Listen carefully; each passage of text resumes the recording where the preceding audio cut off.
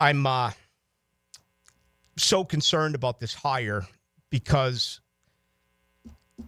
if I was a betting man right now, and I'm not, but if I was a betting man, before the hire is even announced, if you were to pay me $10,000 for what and when I think will happen, I would say that whoever gets hired by this organization will be fired in 3 years. That's the track record. That's the track record of Shad Khan. Okay? That is what this brain trust is, in my opinion. It's going to be another up and down, maybe a glimmer of hope, and that in 3 years you're going to be fired. That's no matter who you have. Okay? And the reason being is this. There's not a great cast of characters on this football team. And you're missing two enormous components. You don't have any leaders, and you're not tough. How can you win in this league if you don't have leaders? How can you win in this league if you're not tough? And that's the identity of this Jaguars football team. They're a soft team. And I don't know how you just flip the switch and you fix that. And I keep on reading mock drafts. First round, get a corner. Second round, get a defensive. And I'm just like, no. You've got one shot here, and that is to fix your quarterback. That is to take your quarterback to the top level. That is your only shot. You need a right guard, and you need a number 2 wide receiver. Are you going to trust Trent Baalke to go out and get great offensive players via free agency? How many great players has this organization got via free agency? They've overpaid Mitch Morse. They've overpaid Brandon Sheriff. They've overpaid Gabe Davis. They've overpaid Christian Kirk. All right, 9.6 the first year for Evan Ingram. Then you gave him a deal. I'll give you that. Those two have been injured. But they were not superstars. Christian Kirk was like the 3rd wide receiver on Arizona. Evan Ingram was considered a first-round bust. Okay? Those two took the next step. I'm not arguing that. But I want you to understand my point.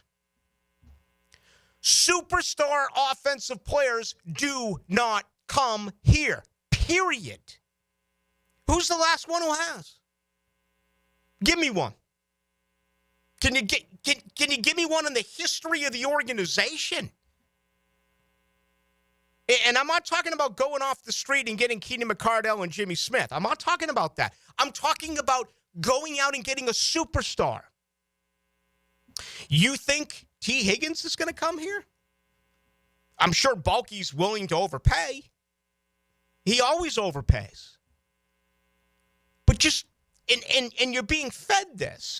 And a lot of people who are writing it and whatever, I have a lot of respect for them. I'm friends with many of them.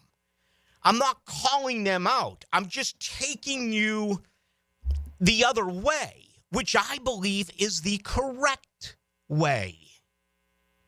You can't fix it all, people. You just can't. So, are you better off getting a defensive tackle and getting a safety via free agency and plugging them in? You need superstars on offense. This team doesn't have a superstar on that offensive line. This team doesn't have a leader on that offensive line. Okay? You need a dominant number 2 wide receiver. Now, maybe, just maybe, because Baalke's around, he'll let this ridiculous contract for Christian Kirk stay. And in a lot of circles, you know what? Even though he is massively overpaid for a slot wide receiver, it's a good thing if you can afford it. And this team can afford it. See, that's what scares me. The ego comes into play here with Trent Baalke. He's not going to go out and draft a wide receiver high. He's not going to go out and overspend, even though I just gave you a scenario with T. Higgins. He's got Gabe Davis. That's his move. If you were to secretly get with Trent Baalke and say, hey, Trent, we'll give you an opportunity to fix 5 things, 5 wishes, Gabe Davis is on that list because the guy's never caught more than 48 balls. And when he came here, there were questions. And there were certainly questions this year. I think if a new general manager came in, they would probably say goodbye to him and eat that absurd amount of dead cap money. There's no way Trent Baalke's going to do that. He's on the hook for Gabe Davis. He hopes he fixes himself. He hopes he's able to contribute to the 2025 Jaguars. Tell me, 641-1010. Lifetime enclosures. Tell me, who's the last offensive free agent that this organization has signed that was a superstar, that was really, really good at what he does? I'm all ears on this one. Hey, Nia here, and thanks so much for watching 1010XL Jaguars. For even more coverage of the Big Cats, be sure to subscribe to 1010XL Jaguars.